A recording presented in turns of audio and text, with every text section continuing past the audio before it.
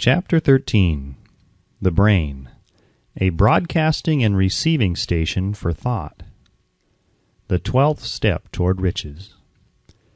More than 20 years ago, the author, working in conjunction with the late Dr. Alexander Graham Bell and Dr. Elmer R. Gates, observed that every human brain is both a broadcasting and receiving station for the vibration of thought. Through the medium of the ether, in a fashion similar to that employed by the radio broadcasting principle, every human brain is capable of picking up vibrations of thought which are being released by other brains. In connection with the statement in the preceding paragraph, compare and consider the description of the creative imagination, as outlined in the chapter on imagination. The creative imagination is the receiving set of the brain, which receives thoughts released by the brains of others. It is the agency of communication between one's conscious or reasoning mind and the four sources from which one may receive thought stimuli. When stimulated or stepped up to a high rate of vibration, the mind becomes more receptive to the vibration of thought which reaches it through the ether from outside sources. This stepping up process takes place through the positive emotions or the negative emotions. Through the emotions, the vibrations of thought may be increased. Vibrations of an exceedingly high rate are the only vibrations picked up and carried by the ether from one brain to another. Thought is energy traveling at an exceedingly high rate of vibration. Thought which has been modified or stepped up by any of the major emotions vibrates at a much higher rate than ordinary thought, and it is this type of thought which passes from one brain to another through the broadcasting machinery of the human brain. The emotion of sex stands at the head of the list of human emotions, as far as intensity and driving force are concerned. The brain, which has been stimulated by the emotion of sex, vibrates at a much more rapid rate than it does when that emotion is quiescent or absent. The result of sex transmutation is the increase of the rate of vibration of thoughts to such a pitch that the creative imagination becomes highly receptive to ideas which it picks up from the ether.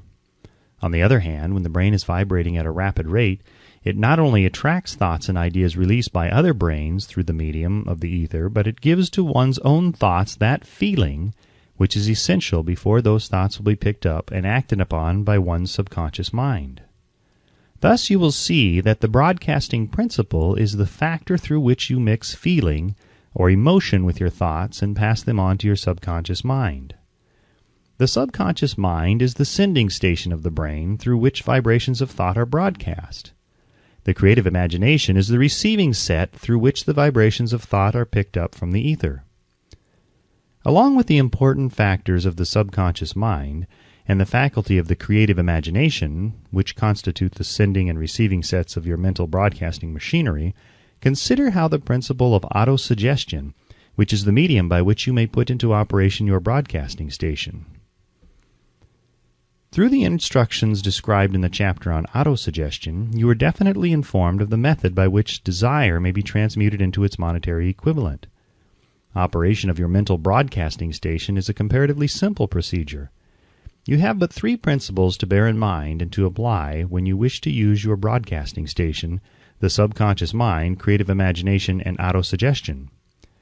The stimuli through which you put these three principles into action has been described.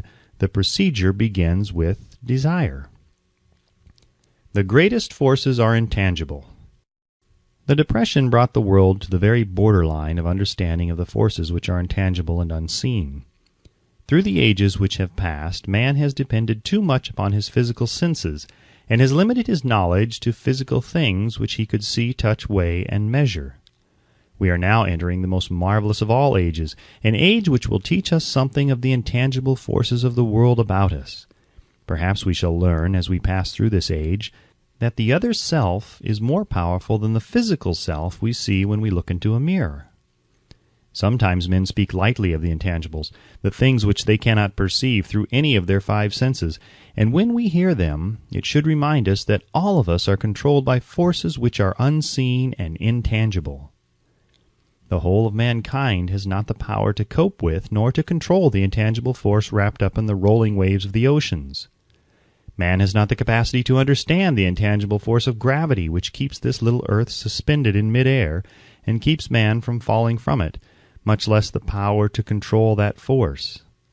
Man is entirely subservient to the intangible force which comes with a thunderstorm, and he is just as helpless in the presence of the intangible force of electricity. Nay, he does not even know what electricity is, where it comes from, or what is its purpose. Nor is this by any means the end of man's ignorance in connection with things unseen and intangible.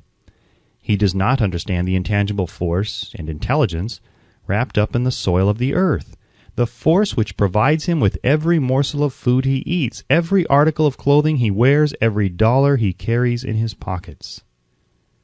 The dramatic story of the brain. Last but not least, man, with all of his boasted culture and education, understands little or nothing of the intangible force, the greatest of all the intangibles, of thought.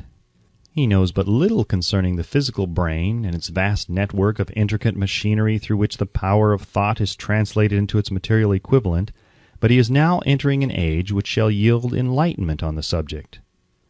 Already men of science have begun to turn their attention to the study of this stupendous thing called a brain, and while they are still in the kindergarten stage of their studies, they have uncovered enough knowledge to know that the central switchboard of the human brain, the number of lines which connect the brain cells with one another, equal the figure 1, followed by 15 million ciphers. The figure is so stupendous, said Dr. C. Judson Herrick of the University of Chicago, that astronomical figures dealing with hundreds of millions of light years become insignificant by comparison. It has been determined that there are from 10 billion to 14 billion nerve cells in the human cerebral cortex, and we know that these are arranged in definite patterns. These arrangements are not haphazard. They are orderly. Recently developed materials of electrophysiology draw off action currents from very precisely located cells or fibers with microelectrodes, amplify them with radiotubes, and record potential differences to a millionth of a volt. It is inconceivable that such a network of intricate machinery should be in existence for the sole purpose of carrying on the physical functions incidental to growth and maintenance of the physical body. Is it not likely that the same system, which gives billions of brain cells the media for communication one with another, provides also the means of communication with other intangible forces?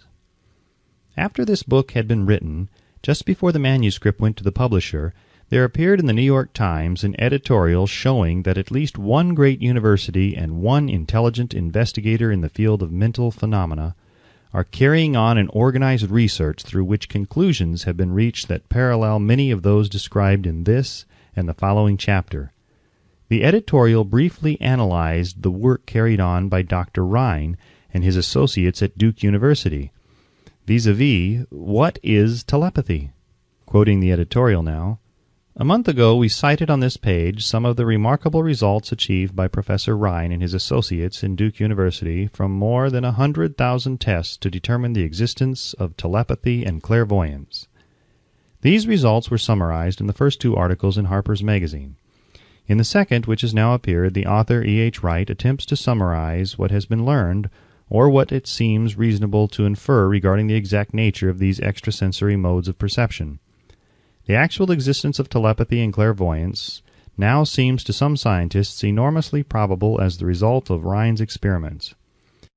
Various participants were asked to name as many cards in a special pack as they could, without looking at them and without other sensory access to them. About a score of men and women were discovered who could regularly name so many of the cards correctly that there was not one chance in many a million of their having done their feats by luck or accident. But how did they do them? These powers, assuming that they exist, do not seem to be sensory. There is no known organ for them. The experiments work just as well at distances of several hundred miles as they did in the same room. These facts also dispose, in Mr. Wright's opinion, of the attempt to explain telepathy or clairvoyance through any physical theory of radiation. All known forms of radiant energy decline inversely as the square of the distance traversed. Telepathy and clairvoyance do not. But they do vary through physical causes as our other mental powers do. Contrary to widespread opinion, they do not improve when the participant is asleep or half asleep, but on the contrary when he is most wide awake and alert. Rhine discovered that a narcotic will invariably lower a participant's score, while a stimulant will always send it higher. The most reliable performer apparently cannot make a good score unless he tries to do his best. One conclusion that Wright draws with some confidence is that telepathy and clairvoyance are really one and the same gift.